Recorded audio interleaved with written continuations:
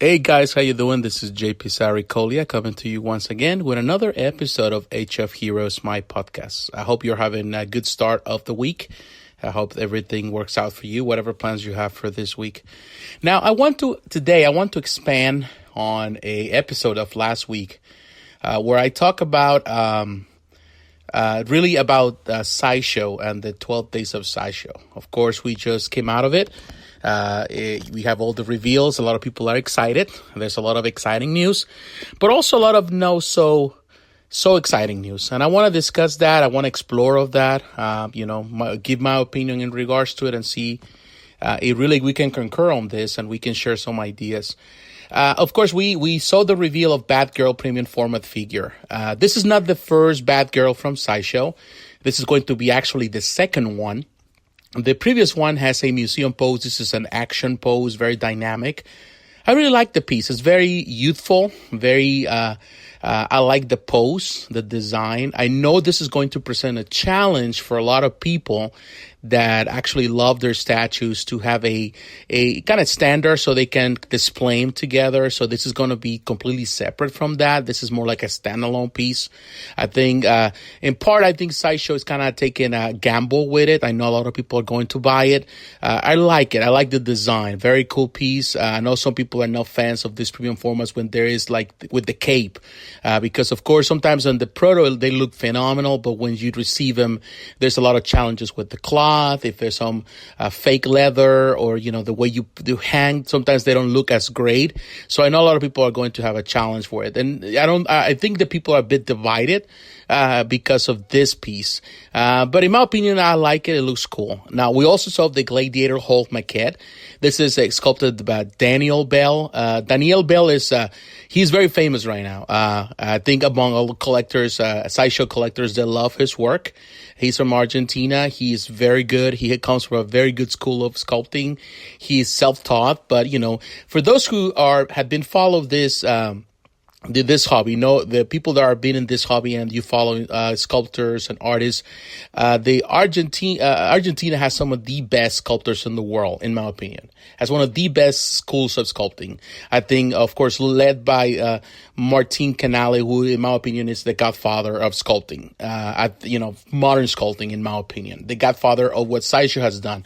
He was the architect of Sideshow's the first sculptures from Sideshow that became very famous. He was in the center of it. And of course, many artists in Argentina are well regarded. And I think Daniel Bell comes from a great school and he's been killing it lately with a lot of stuff for Sideshow. And I think this piece has his signature style. You can see it in the face and the expression. Of course, we have only see the promo.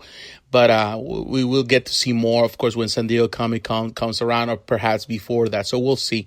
We also saw the premium format figure of Mr. Freeze. I don't know who is sculpting this piece. It has the more classic museum pose. What I know is that actually my friend Ed Bradley is the painter. He's going to paint the prototype. So I know it's in good hands. For those who do not know Ed, he's been doing a lot of stuff for Sideshow, a lot of the recent stuff, a lot of the Daniel Bell stuff. He's actually been painting it. But prior to that, I think Ed became very popular. He did a lot of the Eric Sosa stuff for Kotobukiya, for and stuff for Prototype C. He was the one painting the prototypes, the stuff that you saw in the promo. He was the one, and he is a very good painter. He's a great painter, great artist, very talented. So I know that this prototype is going to look phenomenal when it's shown at the first convention, and it's going to be great. If he's painting it, I know it's going to look great. We also saw Street Fighter from Pop Culture Shock Collectibles, the Blanca, the 1/4 Ultra statue that continues the Street Fighter line, this new line that they've been doing recently. So I know it's going to be good. The Pop Culture Shock, the company of Jerry Macaluso. I think he sold the company, but he's still involved with the company in the art design. I think they're investors in the company now. Directing the stuff. I think that Sideshow also is a big big part. I think it's also an investor in the company, so they're the ones promoting this stuff. They have this partnership for many years, so I know it's going to be great. We only see the concept, but the concept looks great, and it kind of follows suit what they've been doing recently with the new, Street Fighter Street Fighter 5 concept. So I know it's going to be great. We also saw Chitara's statue. Although I mentioned this in my previous video, I'm not a fan of the Lino that came out. I think that was actually, they needed a home run with the Lino, and they failed with that one. But, they're fans of it. This Chitara, of course, I like it. Actually, I think I like this statue, the sculpture here more than that. This has been, sculpted by Mark Newman, who is a legend in the industry as a sculptor. He did a lot of stuff for Bowen Designs, for DC Collectibles. He has done a lot of stuff. He's been the art director on the Core of the Dead, for Sideshow. He's involved in a lot of projects. He's a great sculptor. So I know he's in good hands. He knows what he does. He's a legend also among all collectors of, monsters and horror stuff. He is definitely great on that. So I think the piece looks great. We also saw the Alien Mythos Legendary Scale Bus. Alien always strong with the sculpture. Sideshow always produce stuff for Alien. So, this is a no-brainer. This is going to sell for sure. We also saw the Alex Ross art print, the Peace on Earth, Superman print. I'm not a fan, I would say, of this, prints, especially these overpriced prints, because Sideshow really sells it pretty high. The price tag is pretty high, but there is a market. They've been selling a lot of these pieces. So I know Sideshow is doing great with this, and I know they're going to sell. And of course, Alex Ross is going to come signed by the artist. So of course, it's going to sell. But yeah, I know that there is a market. If not, they would not do it. Now we saw the Thanos Legendary Scale Bus. Now this piece looks kind of like a combination between classic and movie. Primarily, you look at the placement of the stones. It's not comic accurate, but it's more like movie accurate. So it's a combination. I know some people are not fans of it. I don't have a problem with it. Lately they've been doing a lot of Legendary Scale Bus. Sideshow's been doing that. There's always a niche market there. There's always a market. There's always people that love this bus. So I know it's going to sell. I actually like it a lot. It's pretty good. We saw the Avengers Assemble collection. We saw, in this case, the reveal. And this was just promo art for Black Widow. And we also saw Black Panther. I don't know who's involved in this. I think Martin Canal has been involved in these projects.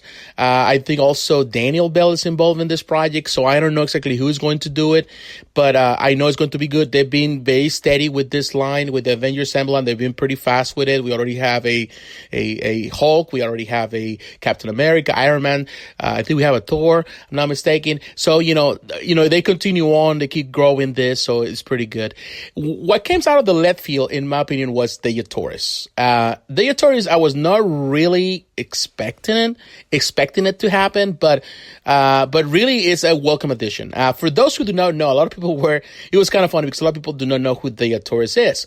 Well, if you don't know who Daya Torres is, you have to go back to Edgar Rice Burroughs, the writer of Tarzan. He wrote, back in, I would say 1911, 1912, he wrote the Warlords of Mars. He wrote a whole collection of John Carter books. Probably you remember the movie that just came out from Disney some years ago that didn't pretty much flop in the box office. That, in my opinion, it was a fun movie. But it's a story of that. And Daya Torres is in this case, the love interest of John Carter. But, this is a famous character, right now with the comics, with Dynamite. But Daya Torres has been involved in books and Pulp Fiction novels and a lot of comic books. Even Marvel hold the license in the 70s for comics for John Carter. Also Dark Horse did it in the 90s. And Dynamite has been doing it since, I think, 2010. And I've been a big fan of this collection. And, to be honest with you, it was expected. Even though it's a surprise, it was something that in my mind makes sense because Sideshow's been doing a lot of Dynamite stuff. We have seen stuff for Lady Death. We have seen Red Sonja. We have seen Vampirella. So it was, in reality, it was expected, in my opinion, to have another, a statue of Daya Torres, which is she's a big part of Dynamite collection, the Dynamite comic book stories. And it looked great. We only saw the art. Of course, we only see the art, but we haven't seen the piece. But we know that Will Harbottle is the one involved in this production. Those who do not know Will, he's a very famous artist. He's a great sculptor. Very well known, very well respected. He's the one that did a lot of stuff for, Gentle Giant. He was involved in the line of, he's been doing stuff for other companies, stuff for, I think, DC. He's done a lot of stuff for Sideshow. He's, well respected, well known. He's a phenomenal art. Some of my favorite pieces of art had come from Will, and I think he killed it. He's also the sculptor of the Thanos on a throne that was, in my opinion, was the best statue of last year from Sideshow. And he's involved in this project, so we know it's going to be great. So really looking forward to more of that. I think a lot of people are happy with it. A lot of people are going to pre-order this. Before that, there has never been a 1/4 scale, if I'm not mistaken, the Thor statue. There were other statues that were produced by Dynamite themselves, Entertainment. And some of them, if I'm not mistaken, were sculpted by Claiborne Moore. So those are great pieces, smaller scale. So this is going to be, in my opinion, a much better piece. This is going to be the one that a lot of people are going to go for. We also saw, of course, the reveal of the animated series collection. This is a continuation of what we saw last year because it was revealed last year, the teaser images. We got more teasers. We know that we're having a Harley Quinn and Joker statues. The animated series has been growing. Last year we saw Batman. So we're going to see more of this. I think we saw Superman as well. So of course they keep adding to this collection. It's very popular. It's always been popular. And particularly after, I think we're celebrating the 20 years or 25 years of the animated series, if I'm not mistaken. I might be wrong. We just celebrated recently. So of course, they're going to be buyers. This is going to sell as well. We also saw Domino, which in my opinion it was also, a lot of people are fascinated by it. A lot of people are going to pre-order. Domino sitting on a slot machine, a lot of coins, money there. It looks like in a sexy pose, which is an expected pose. This was a sculpt, if I'm not mistaken, by Guillermo Barbiero. Barbiero is another Argentine sculptor who is very well known in Argentina. He has done a lot of great stuff, and I think he did a fantastic job in this piece. It looks great. I think it's going to sell well. And a lot of people are loving the concept. We also saw Juggernaut. That was, I think, the biggest reveal, or at least the one people wanted to see in the end. Not necessarily the biggest reveal, because we already knew that the Juggernaut maquette was being produced. This is also being produced, or it was sculpted by, in this case, by Will Harbottle, and it looks great. It definitely looks great. It's a maquette, so it means that it's not as, in scale-wise, it's not as big as a 1/4. It's a bit smaller. But make no mistake, this piece is not small. This piece is going to be huge. We have, of course, you saw Thanos also was a maquette, and that piece is huge. So we know it's going to be huge. And it's just an art, this is a picture with the image, of the prototype. So we haven't seen it in a 360 yet. But so far it looks so good. Of course, they embellish the pictures, they make it look good. But other than that, it looks great in my opinion. So we'll get to see more as time goes on. By San Diego Comic-Con, we'll get to see it. But yeah, a lot of people were excited. It was good. And definitely this 12 days of Sideshow came with a lot of surprises. There were good things. There were so-so things. There were things that were not as, I would say as surprising or as exciting. But I think there's something for everyone. Of course, we have to realize this. Sideshow right now holds the market. They are the biggest company, and they hold so many different licenses.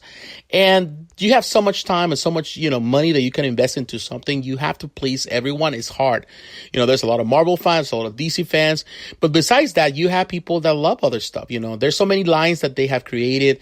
The Court of the Dead, you have lines people for the Dynamite stuff, people that love Buzz, people that love Prince, people that love this. So Sideshow has been doing so much stuff. So, they have the, in this case, they add the action figures and all of that.